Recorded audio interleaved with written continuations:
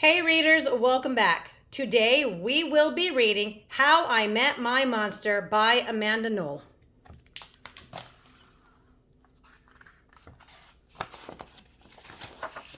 How I Met My Monster, written by Amanda Knoll.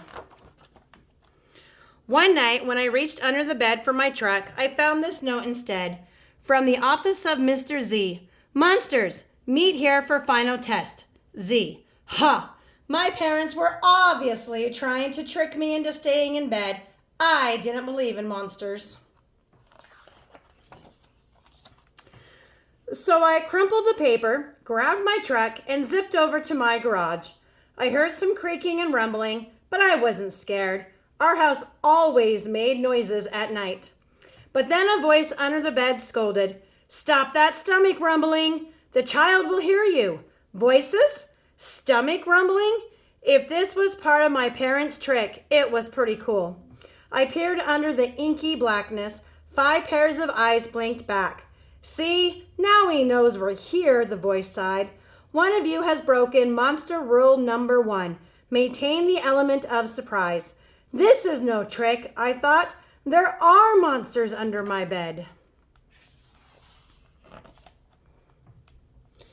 A long-necked yellow monster slid out, followed by 4 little monsters. Rule number 2, the yellow one instructed. Never block the bed. All of you, scoot over. Hey, I realized, that one must be their teacher. I sat up straight, mesmerized by the monster parade shuffling across my bedroom.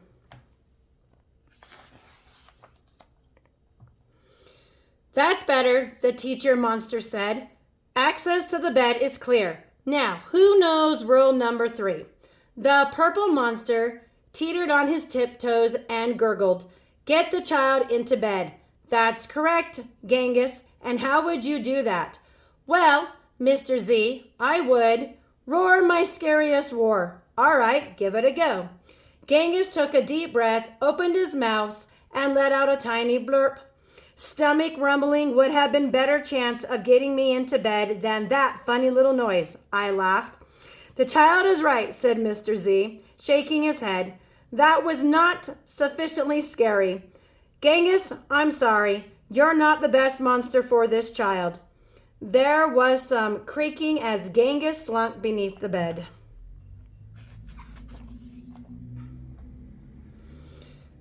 Before I could investigate where Genghis had gone, Mr. Z asked, "Now, who wants to try to get the child into bed?" The orange monster looked at the ceiling and the red monster looked at the floor. Only the green one looked at me.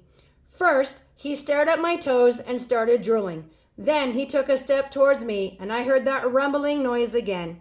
I sprang into bed so he couldn't get my feet. Mr. Z blinked. Very unconventional, Gabe. Your stomach gurgles seem to be what this child needs. What I needed was to make sure this little Gabe monster did not eat my toes.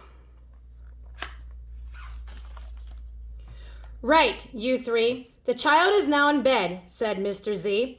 As every monster knows, the ultimate objective is rule number 4. Who can tell me what that is? The orange monster bounced and squeaked, "Keep the child in bed until it falls asleep." Correct, Morgan. And how would you accomplish that? Shadow puppets, she squeaked again. Gabe whistled through his nose and I snickered. But Mr. Z said, interesting idea. Try it. Morgan hopped onto my night table and fluttered her arms near my lamp.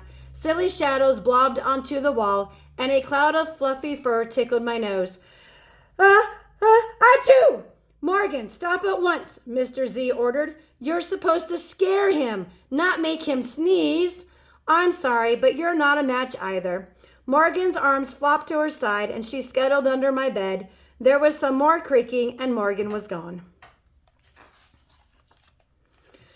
After all that sneezing, I really needed a tissue. Suddenly, a huge shadow of uncut claws loomed across my room. Awesome, I thought, and kind of scary. I froze in place. Powerful performance, Gabe, said Mr. Z, but do either of you see a problem? Oh, I know, chirped the red monster. The child is out of bed again. Correct, Abigail, Mr. Z continued, and one of you must get him back in. Let's revisit rule number 1. Maintain the element of surprise. All at once, poof, the monsters vanished. Then I heard some rumbling. Where were they hiding in my closet making noises to scare me? No, it was only my stomach grumbling. All this excitement was making me hungry. I tiptoed past the closet and peeked out the door. So far, so good. No monsters. Then I stepped over the squeaky stairs and sneaked down to the kitchen. As I reached into the pantry, I heard some chattering behind me. I sure hoped it wasn't that toe-loving Gabe. I yanked open the fridge. It wasn't Gabe. It was just the red monster shivering on the shelf. Found you, I laughed. Nice try, Abigail, said Mr. Z, but this isn't working. You're not the right monster for this child. But Mr. Z, she whined, it's not my fault he's not scared of me. I'm sorry, Abigail, let's go. Abigail clomped behind Mr. Z. When I heard the creaking, I knew she was gone. I grabbed some crackers and headed upstairs, wondering if Gabe was gone too. I munched all the way down the hall, then went into the bathroom to brush my teeth again. When I opened the door a minute later, Gabe was definitely not gone. He was right there, and he was huge. I charged into my room and slammed the door. When I leaped into bed, I knew my toes were safe. Whew! I was surprised to hear breathing under my bed, ragged breathing and stomach rumbling.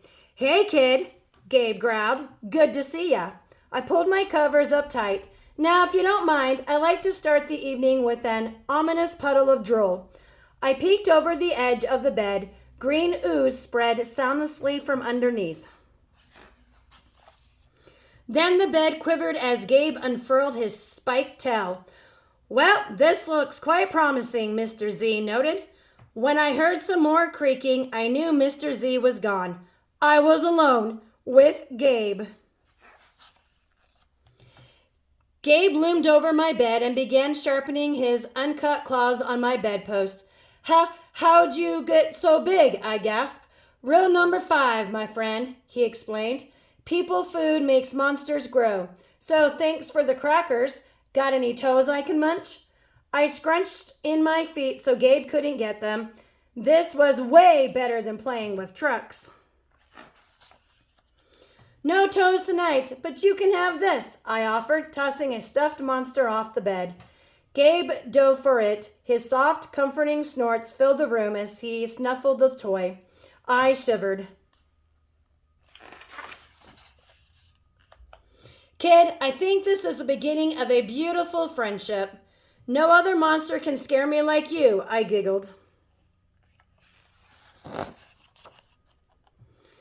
Gabe was a monster for me. His snorts and ooze were perfect. I yawned and shivered again. I was asleep in no time. The end.